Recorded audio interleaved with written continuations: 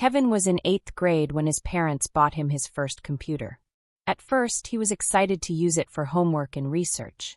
But soon, he discovered online games that captured all his attention. "Just 5 more minutes, Mom." Kevin would call out whenever his mother asked him to come for dinner. Those 5 minutes often turned into hours. As weeks passed, Kevin's behavior changed. He stayed up late playing games and browsing websites he probably shouldn't have been visiting. His grades began to drop, and he always looked tired.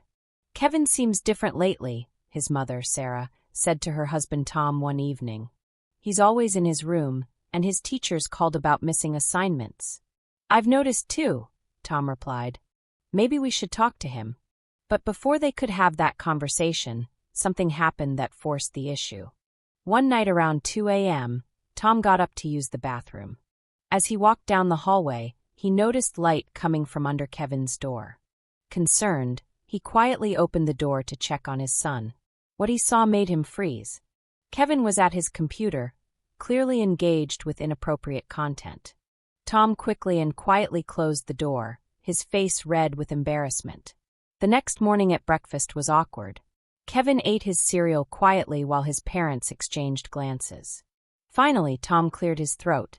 "Kevin, we need to talk after school today." "About what?" Kevin asked, though he had a feeling he knew. "You know what?" his father said gently but firmly. That afternoon, Tom sat down with Kevin in the living room. Sarah joined them, offering support. "Son, last night I saw what you were doing on the computer," Tom began. "I know this is embarrassing for both of us, but we need to discuss it." Kevin's face turned bright red. "Dad, Let me finish," Tom said kindly. "First, I want you to know that curiosity about these things is normal for someone your age. But there are some important things you need to understand." Tom explained how excessive viewing of inappropriate content could create unrealistic expectations about relationships and affect how Kevin would treat others in the future. He talked about how it could become addictive, taking time away from real relationships, hobbies, and schoolwork. "I've seen your grades, Kevin," his mother added. "You used to love reading and playing basketball. When was the last time you did either of those things?" Kevin thought about it. He couldn't remember the last time he'd picked up a book for fun or shot hoops in the driveway. "The computer and internet are wonderful tools," Tom continued, "but they need to be used responsibly.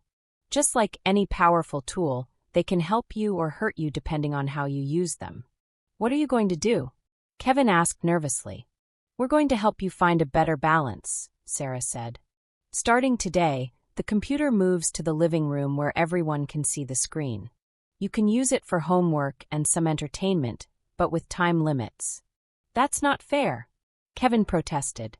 "Kevin," Tom said seriously, "staying up until 2 a.m. looking at inappropriate websites isn't fair to yourself.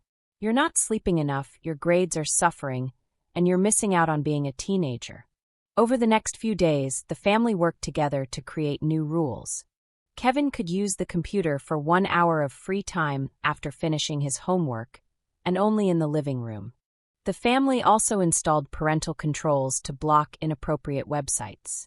"I feel like a little kid," Kevin complained to his parents. "These rules are temporary," his mother explained. "As you show us you can use technology responsibly, we'll give you more freedom." But the most important change wasn't the rules. It was what the family did to fill Kevin's time with better activities. "Remember how you used to love basketball?" Tom asked one Saturday morning. "Want to shoot some hoops?" At first, Kevin was reluctant. "I'm not good anymore." "So what?" "I'm not good either," his father laughed. "That's what practice is for." They spent an hour in the driveway, and Kevin realized how much he had missed the feeling of physical activity.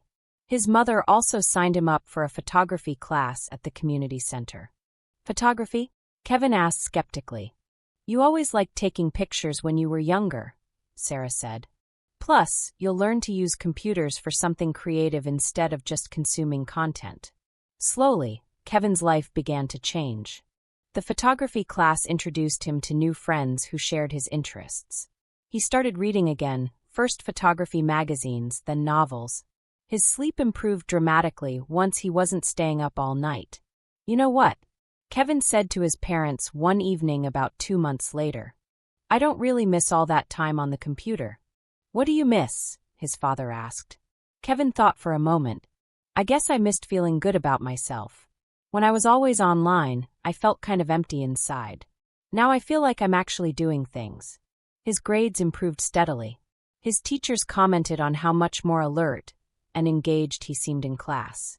Most importantly, Kevin felt like himself again, energetic, curious, and connected to the world around him. "Can I ask you something, Dad?" Kevin said one day while they were playing one-on-one basketball. "Sure, son. Were you really embarrassed that night you found me?" Tom stopped dribbling and looked at his son seriously. "Yes, I was. But not because I was angry with you. I was embarrassed because I realized we should have talked about these things sooner. Parents sometimes forget that kids need guidance with new challenges." "Thanks for not just taking the computer away completely," Kevin said. "We wanted to teach you balance, not punish you," Tom replied. "Technology will always be part of your life. The goal is learning to control it instead of letting it control you." As they continued their game, Kevin realized his parents had given him something much more valuable than unrestricted internet access. They had helped him rediscover who he really was and who he wanted to become. The computer was still in the living room, and Kevin still used it regularly. But now it was just one tool among many in his life, not the center of his entire world. He had learned that real satisfaction came from real achievements, real relationships, and real experiences in the physical world around him.